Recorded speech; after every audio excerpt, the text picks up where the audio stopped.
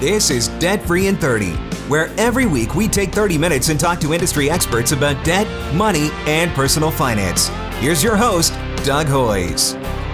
This is Debt Free in 30, and today, instead of just talking about one topic, we're going to discuss lots of different debt-related topics, such as why do people have debt problems? Is it just overspending, or is there more to it than that? What are some of the signs we should watch for that indicate we may be getting into debt trouble? Do we fully understand the cost of debt? And if you're having debt trouble, what should you do? To answer these questions and lots more, I'm joined by a money expert with many years hands-on experience helping people with debt. So let's get started. Who are you? Where do you work? And what do you do? Hi, Doug. My name is Meg Penstone. I work at Family Counselling and Support Services in Guelph Wellington, and I manage the Financial Health and Literacy Unit here. Great. Well, thanks for being here, Meg. And in fact, we are here in Guelph in your office recording this today. So before we start, let me repeat the disclaimer that I give at the start of many of our shows, and that's this. Debt Free in 30 is a show that talks about all of the different ways to deal with debt. This show is not a commercial for any one method, and just because we're talking about something doesn't mean I'm endorsing it or saying you should try it. I'm a licensed insolvency trustee, so not surprisingly, I think if you have debt, you should consider personal bankruptcy or consumer proposal. However, I don't think that's the right solution for everyone. In fact, it's not the right solution for most people, and that's why on this show we like to discuss lots of different alternatives. One of those alternatives is credit counseling, and that's a service that your agency provides. So, Meg, can you give us a quick overview of what Family Counseling and Support Services for Guelph Wellington does? Sure. We have three major units within family counseling. One is the clinical unit, and that works more with the emotional side, so stress, family-related issues, couple concerns, children's programs. We also have the developmental services side, and that works with families and individuals with developmental disabilities. And then there's the financial literacy unit. So we meet with families and individuals one-on-one who are experiencing stress related to debt or financial difficulty. We also do public education seminars. We go into the classrooms and teach kids about financial literacy, and we work with specialized groups such as the Poverty Task Force. Now, I want to pick up on something you just said there, because you said one-on-one. So, I personally believe that talking to a not-for-profit credit counselor is a good idea if you can actually sit down with them face-to-face and have them spend time to help you evaluate all of your options. I'm not a big fan of these huge agencies that'll only talk to you on the phone or by email and will only help you if you meet certain criteria. So you and your agency meet with people in person. That's the way it works. The vast majority of the people you meet with are going to be one-on-one in person? That's correct.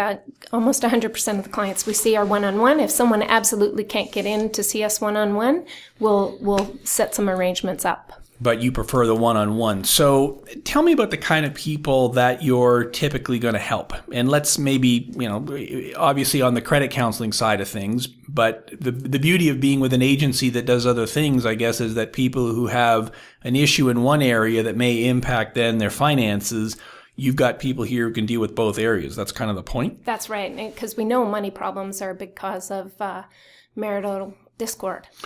Yeah, it's a chicken and an egg thing, I guess. Which caused the problem and which is the symptoms? Well, it could be either way. And so being able to cover off both helps. So what's the profile of the kind of person that you're going to help here at the agency? Sure. We have it's quite a broad range of individuals that we meet with. The age range varies from 18 to 81 years of age last year. Our average age is probably about 45.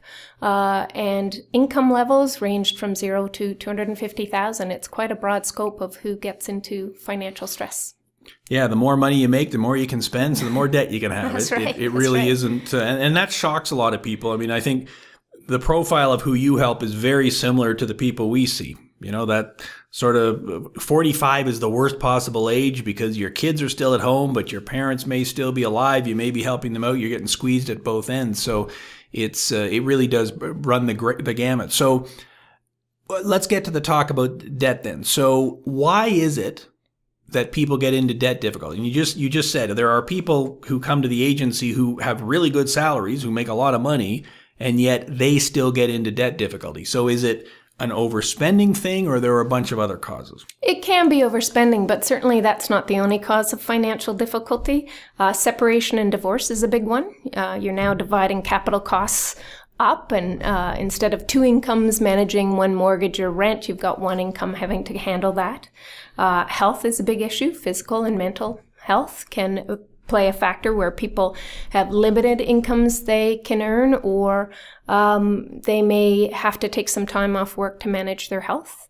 Chronic poverty also can cause financial distress, and the debt that people with low income have to access are often those high interest rate debt costs.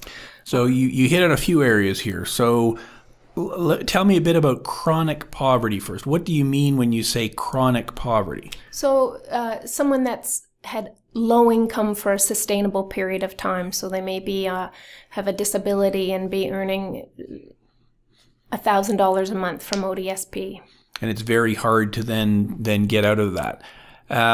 Okay, so then you also mentioned about the high cost. So when I'm someone who is on the edge, I can't just walk into the big, financial institution with the marble walls and everything and get a loan at prime minus 10%. They're not giving me the free money like the government's hand out to the big corporations. So what do you see in that area then? What kind of financial alternatives do people end up having to go to that end up being more expensive than what they think? So you're right. Sometimes the banks and the sort of more traditional lenders tend to not want to take on a lot of risk, and as a result of that, some clients will end up going into the payday loan system, and not everybody fully understands the cost of the payday loan system. I think we all understand it. I see their signs all the time. You can get a loan. You've only got to pay back $10 extra at payday or whatever. What's the big deal? Well, in Canada, there's actually federal law around what lenders can charge, and not a lot of people understand that. That's the criminal code, which says you can charge about 60% annual interest. What's often not fully understood is that there is an exemption to that criminal code, and that's with payday lending. So the federal government said if the provinces are willing to legislate their own payday lenders, then they can be exempt from the criminal code. So in Ontario, that amount is $21 for every 100 borrowed. That's how much a payday lender is allowed to charge. And often people will think that's 21% interest, but it's only 21% interest for the period of time that you borrow it. So, okay, we got two different laws here. We've got the federal law, which I guess you're referring to the section of the criminal code that deals with usury. Usury. That's right. And it says, you said 60% is the maximum. Annual rate, yeah. Annual rate. But then there's an exemption that says in Ontario, the maximum rate is $21 on every $100 borrowed. For a payday lender? For a payday lender. So if I borrow that $100 for a year, the maximum would be $21. Okay, that would be 21%. But of course, the average payday loan isn't a year. That's right. So if we took that over 10 days, it would be 21% for that 10-day period. If we take 300, we know there's 365 days in the year, which means there's 36.5 10-day periods. If somebody did that every 10 days for a year, you'd be over 700%. And that's not often well understood. Yeah. Well, and I think you're exaggerating. It's usually not a 10-day loan. Usually it would be a 14-day loan. That's right. So that would be over 500%. There is right. It's only 500% in. That's so right. you're making it sound worse than it is. But no, your point is a valid one. If we were to do a survey of everyone who's listening today and were to ask them what is the annual rate that you would pay to one of these less traditional lenders like a payday lender, the answer probably is 500 or 600%. And I guess the problem isn't that one loan, it's how do I pay it back in 14 days? Right. And if you can't pay it back, often people will go to another payday lender and they get into that cycle. And I'm sure you've experienced that in your own organization. Absolutely. Because if I remember correctly, you can't, as a payday lender, keep lending to the same person over and over. Right. You can't kite the loan or what a rollover, I guess is the word. But I can go to the guy next door and borrow from him. and then I can come back to the first guy the next time. And so in effect, I am. So have you had people come in here who have loans outstanding to more than one payday loan place at the same time? Yes, absolutely. And once you get into that trap, you can't get out. It's very difficult to get out of it unless you have some special amount of funding that comes in, like your tax return. Once you're in, it can be tough to get out. Yeah, because $21 on 100. So the typical payday loan is going to be, what do you see, like $500-600 till next payday? Well, okay, so $500 times 21 times, that's $100. That's more than $100. Right. So I borrow $500. I've got to pay back $600 in 2 weeks. That's right. Well, if I didn't have the $500 at the start, where am I going to have the $600 at the finish? Yes, and that's often the conundrum, unless you have a specified plan. So if I know I'm getting a bonus in 2 weeks, fine, then I guess I'll have the money to pay it off. But if it's just going to be my regular paycheck, then I've got a problem.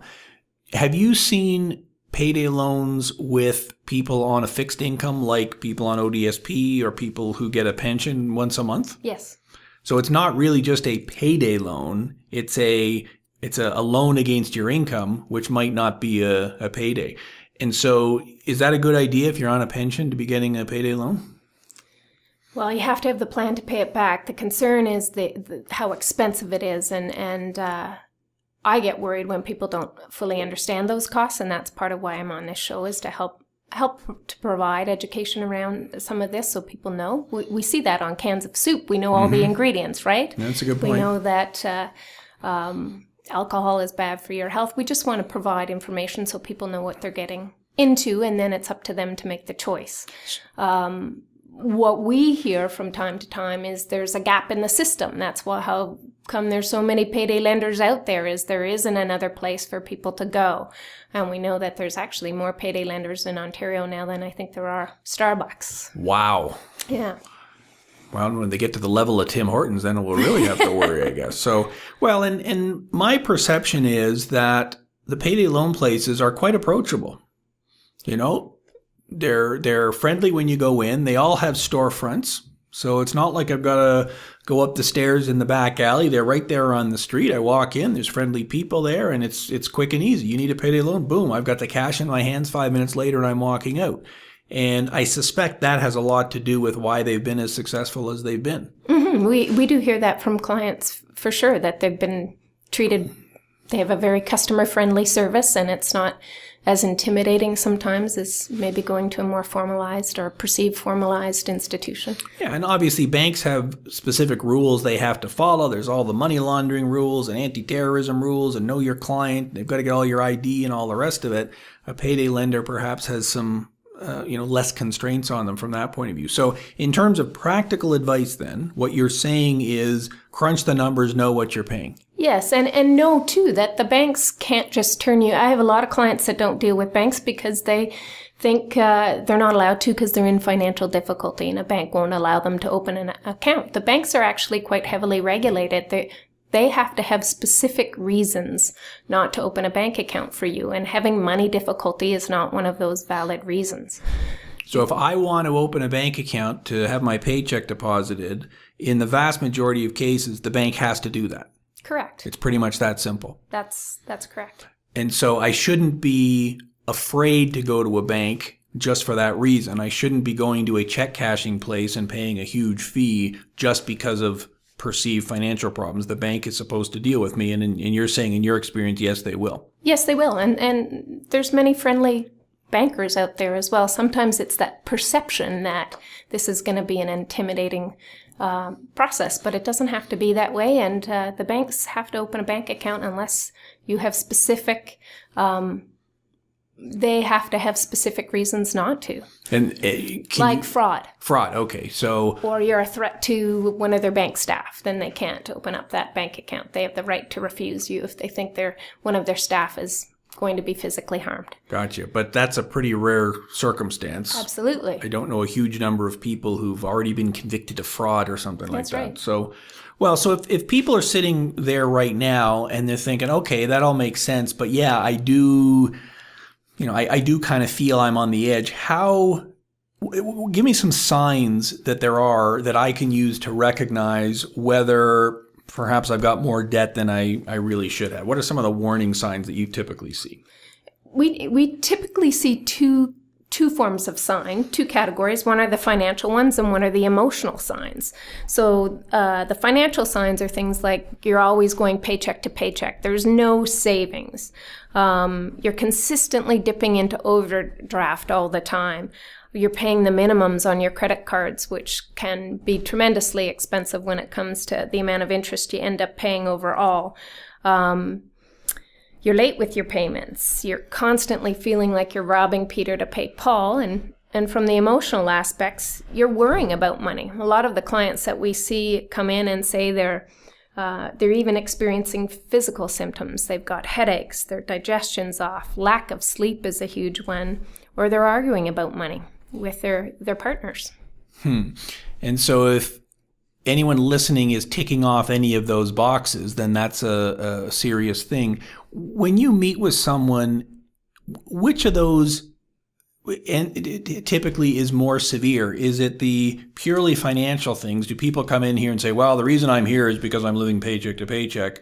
Or is it really have to become an emotional thing before people reach out for help? Usually we would see the emotional side. It's just really wearing people down. That's interesting. So it's literally, not literally, but figuratively, the straw that broke the camel's back. Yeah. So, okay, I'm not able to make my minimum payment this month. If it doesn't affect me at an emotional level, I keep on going. But do you find that with a lot of people, there is some kind of triggering event?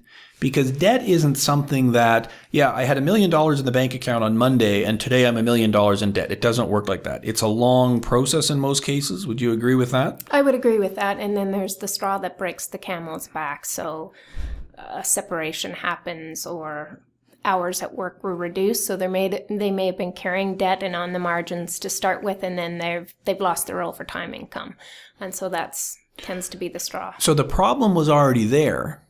It wasn't necessarily the separation, for example, or the health problem that caused the debt, but it caused me not to be able to service it. So again, tell me if I'm wrong here, but so, I'm married, we've got some debt, but like you said earlier, there's two incomes coming in. Yeah. We've only got to pay one set of rent, one phone bill, one hydro bill. We're able to handle it. Yep. But then when the separation happens, now all of a sudden I can't cover the payments, the income is cut in half, the expenses often go up, and that's what becomes the triggering event then. But the problem was already there. Sometimes the problem was always there, not always. In the case of separation and divorce, it can just be a matter of the two incomes aren't going into the one form of capital costs or the mortgage, and now they're having a lot more costs to carry. Someone could be earning $100,000 and have a relatively safe amount of debt and a more expensive car, and then they drop to $50,000. Well, they can't afford that car that they could have carried on the $100,000, and it's very tough to get out of that loan. And so when that happens, so someone comes in to see you and they've just gone through a separation, and you look at the numbers and you go, well, you know what? You can't afford the same house, the same car, the same level of expenses. Is that a hard conversation to have with people? That, okay, there are going to have to be changes? It can be. A lot of the clients that come in, many of them are ready for change. They know that that's happening. Not always, but many of them are. And generally what we do is we look at the numbers. So we go through a very detailed income and expense statement. The beauty and the beauty and the good and the not so good side is numbers don't lie. Yeah. What you bring in and what you go out, they at the very least have to match, and ideally there should be some savings in there. And if they don't, then we have to look at ways to make them match. We usually ask clients to drive that because it's their life and they have to follow through with that budget, but we guide them in a supportive way to try and get them to at the very least balance. Yeah, and I think that's the beauty of what you and I do.